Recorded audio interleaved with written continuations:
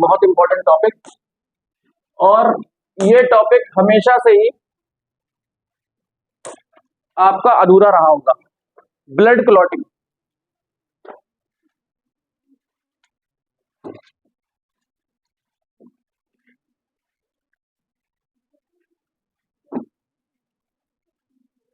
Blood clotting, अब बच्चों blood clotting क्या होता है जरा समझो। ब्लड क्लॉटिंग क्या होता है? जैसे मान लो ये एक ब्लड वेसल है, या ब्लड वेसल इसको ना मानो, इसे तुम टिश्यू मान लो। इसे क्या तुम मान लो? टिश्यू। ये एक टिश्यू है। क्या है ये? टिश्यू। और टिश्यू किसी कारणवश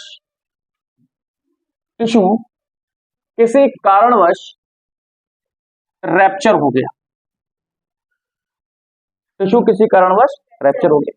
और तुम जानते हो कि अगर ये टिश्यू है बच्चों, अगर ये आराम से आना, अगर ये टिश्यू है तो यहां से ब्लड बह रहा होगा। बोलो यार, इसमें ब्लड आ रहा होगा ना यार टिश्यू में।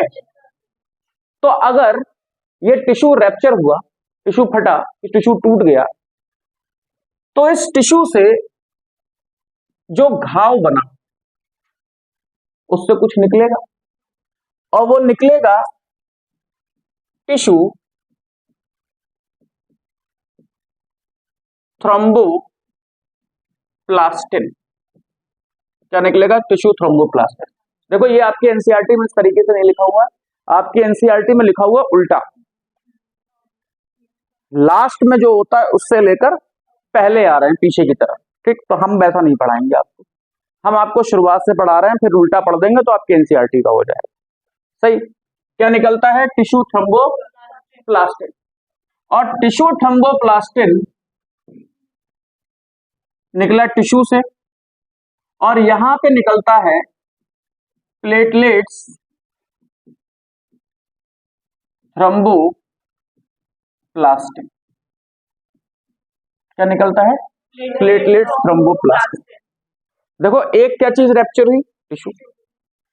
टिश्यू के बाद जो ब्लड आया तो टिश्यू से क्या निकला? Tissue thromboplastin. और क्योंकि ब्लड में क्या थे? प्लेटलेट्स, तो वहां से क्या निकला? Platelet thromboplastin. ठीक है ना, प्लेटलेट्स थ्रोम्बोप्लास्टिन।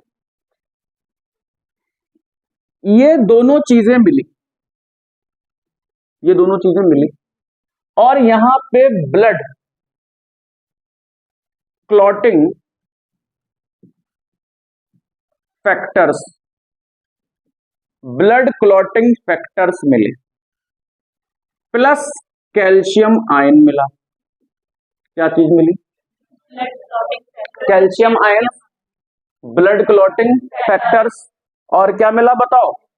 थ्रोम्बोप्लेटलेट थ्रोम्बोप्लास्टिन और टिश्यू थ्रोम्बोप्लास्टिन। इतनी सारी चीजें यहां पे मिल गई, और इन सारी चीजों के मिलकर एक एंजाइम बना। क्या बोला उसको? Pro thrombokinase. और इस प्रोथ्रोम्बोकाइनेज को बच्चों हम लोग बोल सकते हैं थ्रोम्बोकाइनेज। सॉरी, क्या बोल सकते हैं? थ्रोम्बोकाइनेज। जो बहुत सारे फैक्टर्स यहां पे आए और ये कैल्शियम आयन आया, तो जो ब्लड क्लॉटिंग फैक्टर्स को मिलाकर जो रिएक्शन होती है उसको हम बोलते हैं कैस्केड रिएक्शन। क्या बोलते हैं? Cascade reaction.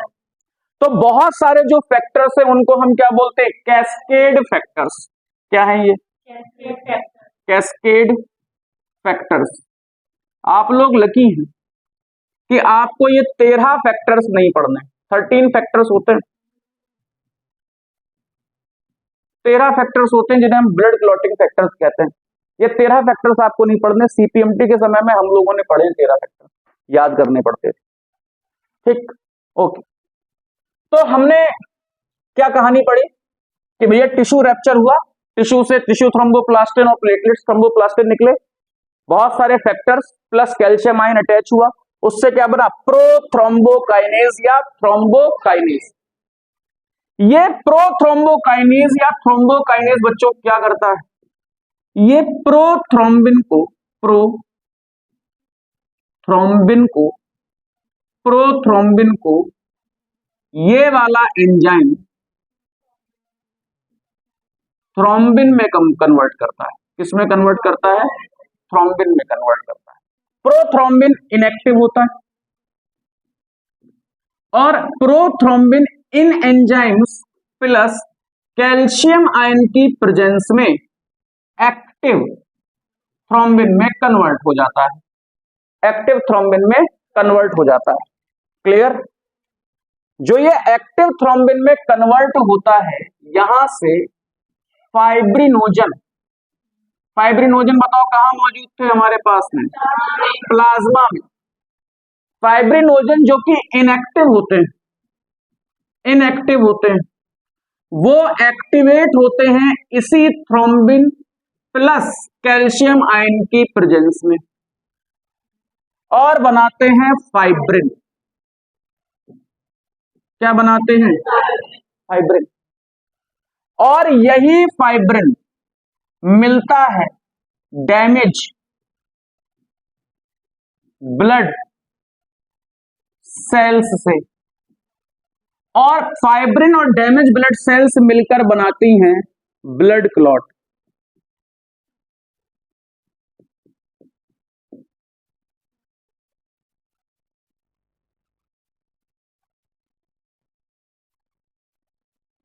समझिए फिर से मैं क्या आपको बताना चाह रहा हूं, इस बात को आप बहुत गौर से समझिए ताकि आपको थोड़ा बेहतर फील हो।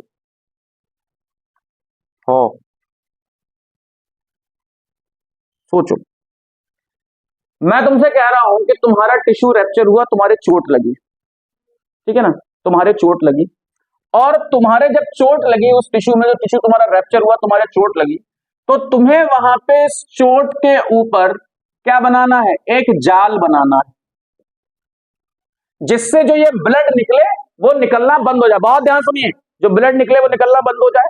ये जो जाल है बच्चों, ये जो जाल है, इसमें दो चीजें हैं, एक तो फाइब्रिन है, क्या है बताओ, फाइब्रिन प्लस डैमेज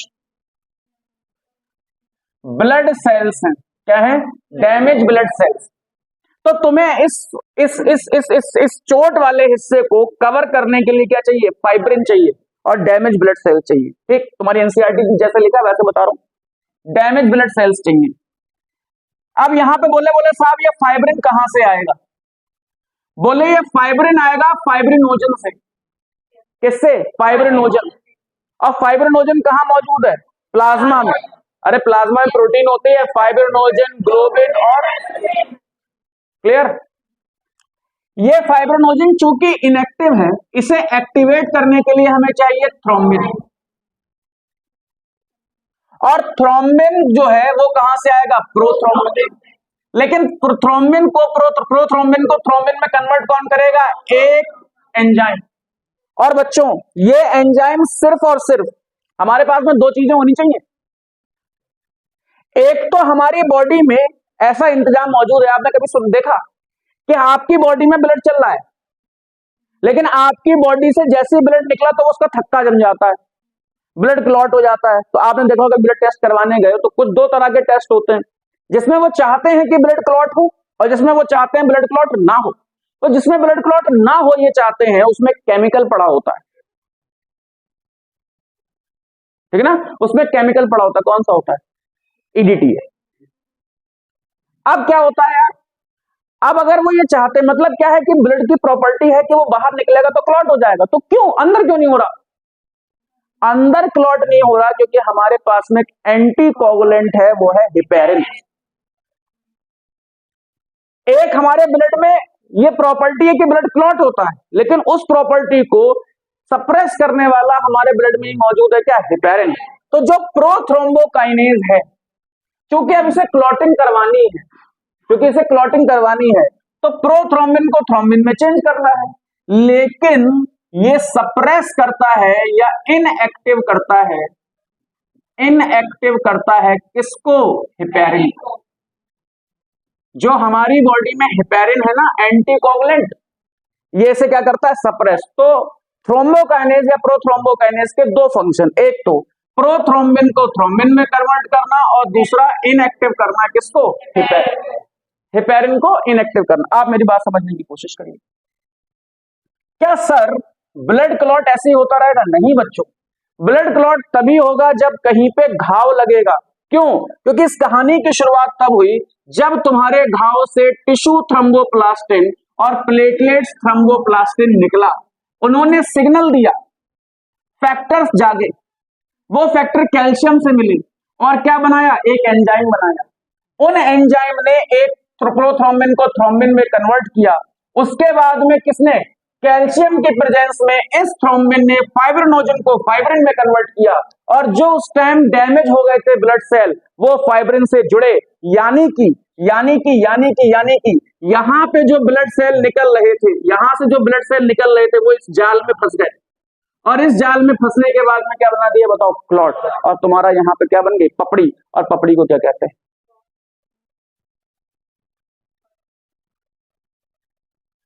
क्या कहते हैं? स्कम। क्या कहते हैं? स्कम। तो यहां पे जो पपड़ी बनी उसको हम क्या कहते हैं? स्कम।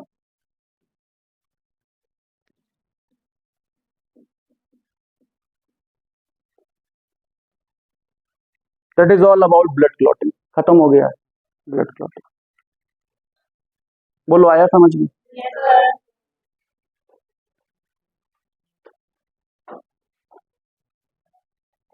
कोई बच्चा ऐसा जिसे ब्लड क्लॉटिंग ना समझ में आया हो, मुझे बता दे प्लीज। बोलिए, जिसे ब्लड क्लॉटिंग ना समझ में आया, कोई बच्चा है ऐसा? हाँ भाई, क्या हुआ?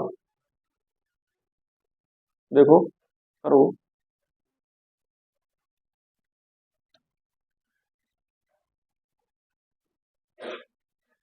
ठीक है ना? जब तुम कभी अपनी उंगली को हर्ट करो, उंगली को काट दो, तो उसमें क्या निकल जाता? हो जाता है घाव। वहां से क्या निकलता है? खून। लेकिन वो खून ऐसा नहीं है कि स्टॉप नहीं होता, वो खून थोड़ी देर बाद स्टॉप हो जाता है। ठीक, क्या हुआ? ब्लड एग्जिबिट कोगुलेशन और clotting in response of an injury और ट्रॉमा। ठीक है ना?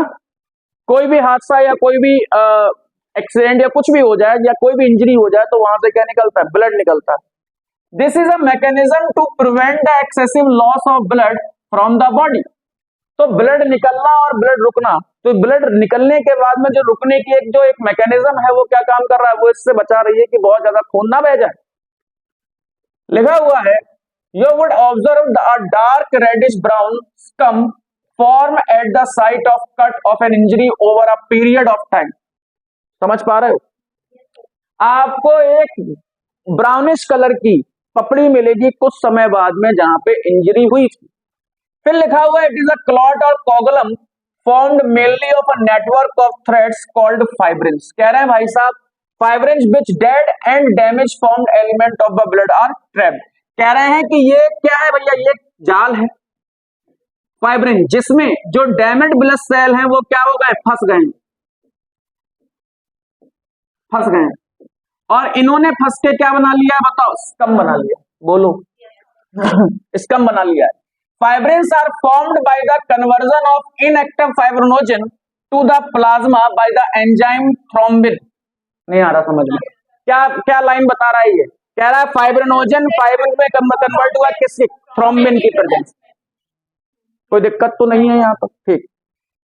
फिर लिखा हुआ है, thrombin in turns are formed other inactive substance present in the plasma called prothrombin. कह रहा थ्रोम्बिन बना है एक इनएक्टिव सब्सटेंस से, जिसे कहते हैं प्रोथ्रोम्बिन।